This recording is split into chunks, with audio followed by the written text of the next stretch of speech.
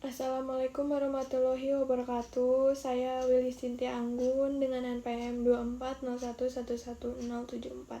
Di sini saya minta maaf atas membuat artikel ini tidak sesuai dengan jurusan saya, tapi di sini saya akan menjelaskan apa itu artikel yang dibuat oleh saya. Nah, judulnya yaitu Asuhan Keperawatan pada Klien dengan Kebutuhan Oksigenasi.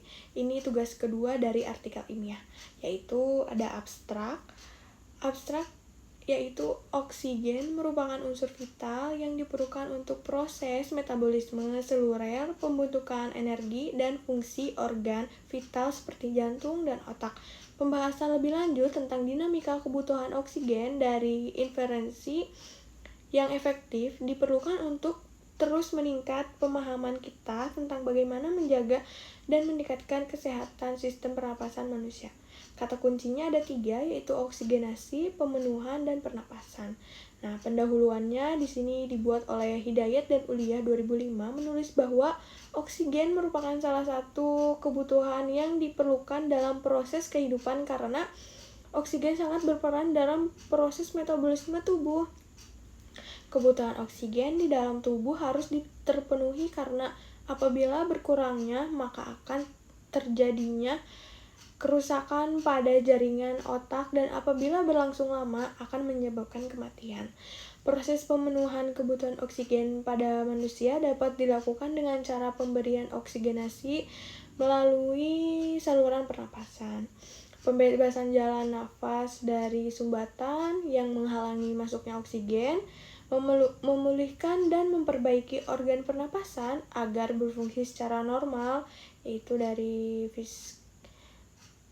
Fiska 2013 dalam Anggraini Dian 2014. Nah, pendahuluan yang kedua yaitu masih banyak ya pendahuluannya, dari di sini saya akan menjelaskan.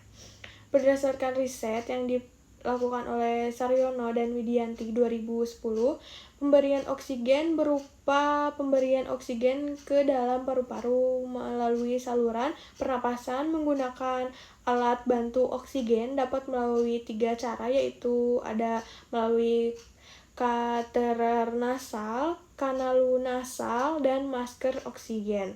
Nah, oksigen adalah memberikan aliran gas oksigen 0,2 dalam kurung ya, lebih dari 21% pada tekanan 1 atmosfer sehingga konsentrasi oksigen meningkatkan dalam tubuh.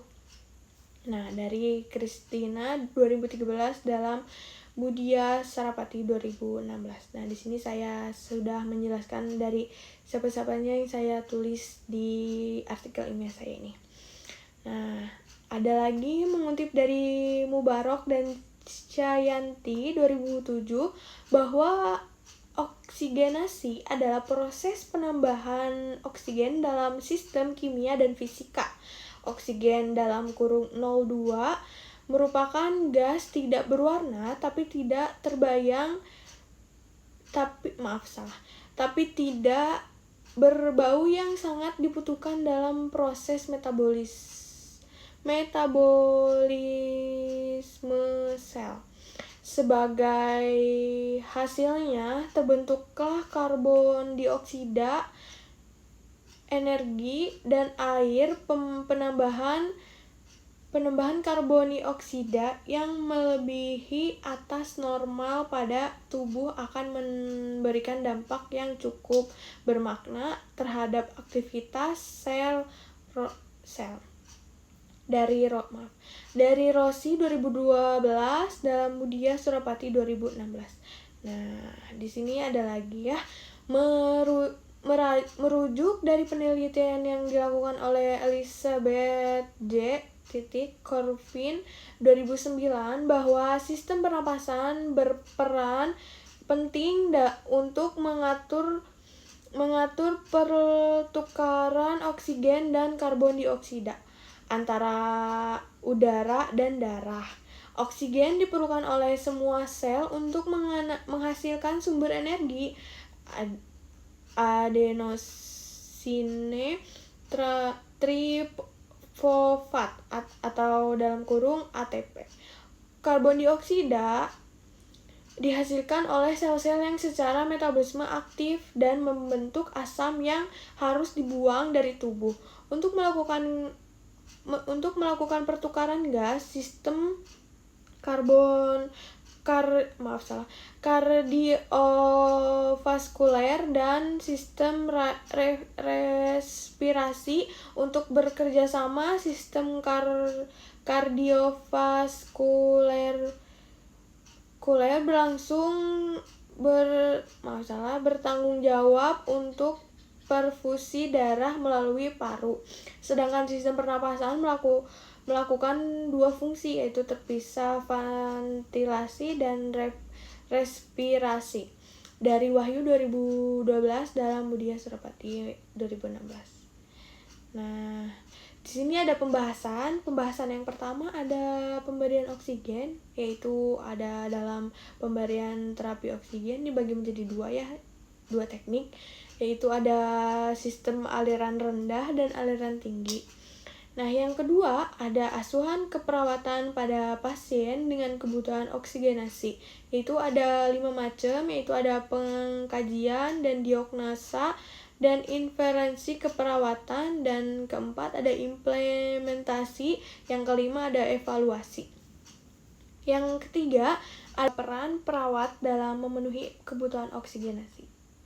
Nah, yang pertama ada evaluasi respirasi, yang kedua ada pemberian oksigen, yang ketiga ada pemantauan saturasi oksigen dalam kurung SP02, yang keempat ada pendokumentasian, yang kelima ada edukasi pasien, yang keenam ada kolaborasi dengan tim kesehatan, yang ketujuh ada pengolahan kondisi penyakit.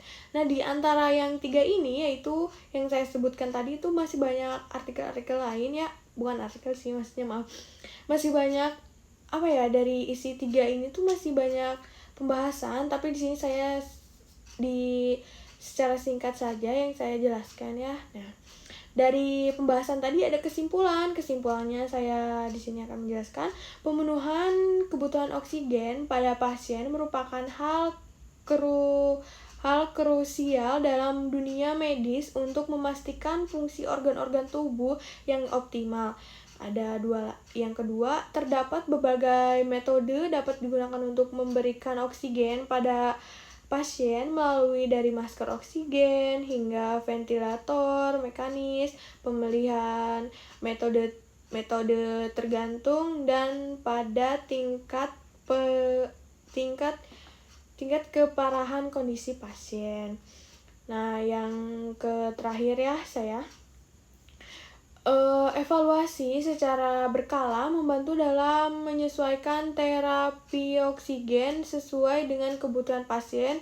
Pasien dengan gangguan pernapasan mungkin memerlukan intervensi tambahan seperti fisioterapi pernapasan, terapi inhalasi, atau pemberian obat bronchodilator untuk memfasilitasi pertukaran gas yang optimal. Pentingnya untuk memberikan edukasi kepada pasien dan keluarganya mengenai pentingnya pemenuhan kebutuhan oksigenasi, penggunaan peralatan oksigen yang benar-benar, dan tanda-tanda peringatan jika ada masalah pernapasan. Pemenuhan kebutuhan oksigenasi sering melibatkan kolaborasi tim kesehatan yang terdiri dari dokter, perawat,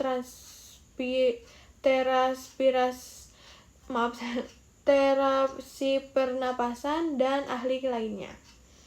Nah, di sini ada ilustrasi dalam kehidupan sehari-hari ya. Jika contohnya ada seorang pekerja konstruksi yang bekerja di area dengan ventilasi buruk, tiba-tiba merasa pusing, sulit bernapas, dan mulai terlihat pucat. Rekannya melihat bahwa bibirnya berubah menjadi kebiruan. Ia berusaha keras untuk menarik nafas, tetapi masih merasa tidak cukup udara. Ketika dibawa ke rumah sakit, pemeriksaan menunjukkan saturasi oksigen hanya 85% dalam kurungnya, yaitu normalnya ada di 95-100%. Dan segera diberikan terapi oksigen untuk mencegah kerusakan lebih lanjut pada organ vital. Kekurangan oksigenasi harus segera dikenali dan ditangani untuk mencegah komplikasi serius seperti kerusakan otak, jantung, dan organ lainnya.